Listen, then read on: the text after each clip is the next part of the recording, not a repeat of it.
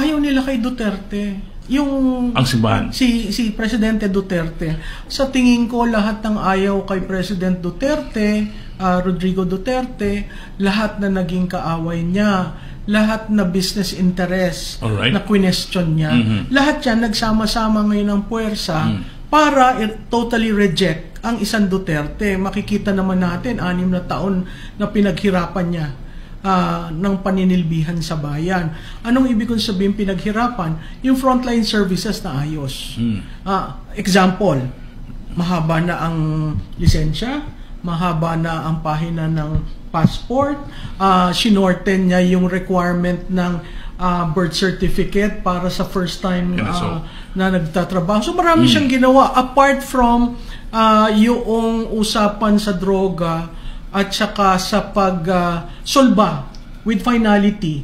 Yung 50 at that time, it was 53 years of the CPP, NPA, NDF. So pag pinagsama mo to, makikita mo talagang payback ang nangyayari ngayon. At sinasama yung anak. Pati yung build maganda eh. Oo, pati yan. Yung infrastructure development, maganda ang plano. Kaya nga nung tumakbo yung anak, lahat tayo nag-ambisyon dun sa continuity na matuloy yung build kasi yun ang kailangan natin. Imaginein mo 5% of GDP was used for public infrastructure. Ngayon wala na yan. So mahalagang parte ng kasaysayan natin yung nagawa ni Duterte. Yun nga lang, si Duterte outlier. Hindi kampanya, kailangan mo ng pondo. Hindi siya humingi ng pondo dun sa mga nandito sa Metro Manila, sa NCR. Ang tumulong sa kanya, Mindanao. Late siya sa ball game. Hindi siya nag-rely on political world leaders. Dadalawa lang ang gobernadora na sumuporta sa kanya. So talagang tinapon niya yung playbook, pero nanalo. Ngayon, nakikita natin, parang gusto ng lahat na naisatabi na tahimik ng 6 na taon, balikan siya. At ito na nga, sa Quadcom, di ba, lumabas siya, sa Senado, lumabas siya. Ang anak niya, dahil isang Duterte, sa simula pa lang, gusto ng alsin. Bakit ayaw ng mga movers and shakers dito sa national ang matandang Duterte? Kasi iba siya. Hindi siya katulad nila. Na hindi sa yumukod, hindi sa lumuhod? Yes, Ganun yes. Ba? Oo, hindi nanghingi, hindi walang... So, totoo pala yung parang, Bisaya ka eh. Hindi, pero actually, masakit nga yan dahil nakita mo naman yung pagbabago. Ano ba ang hahanapin mo? Kahit na yung crisis na ginawa ng Mauti, na-handle niya ng tama eh.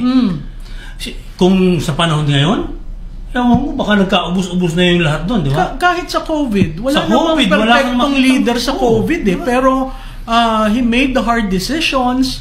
Ang importante sa leader kasi, you make the decision. Yeah. You don't allow anybody else. Yeah. At siya ang sisisihin. Consistent siya dun sa Senado. Sinabi niya, tungkol sa war on drugs, ako sisihin nyo, wag yung mga tao ko. The buck stops at me. That's right.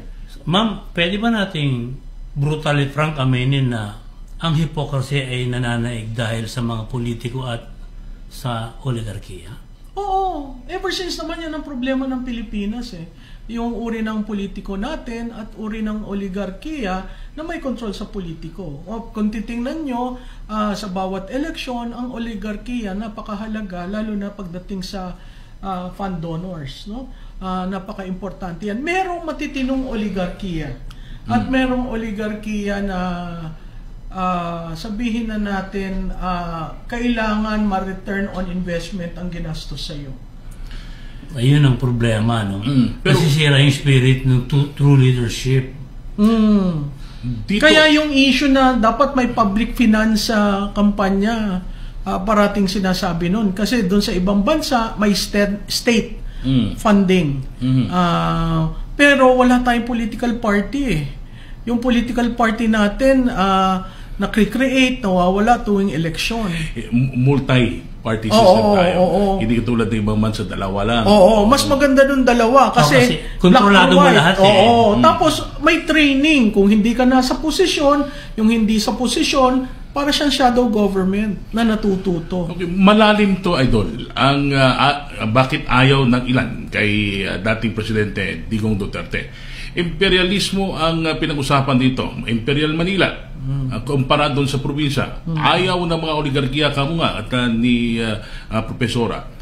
Pero after that, kasi hindi sila makaporma kay Digong, kaya nanay yung galit sa kanila. After 6 years, talagang suportahan nilang ayaw kay Digong. Pero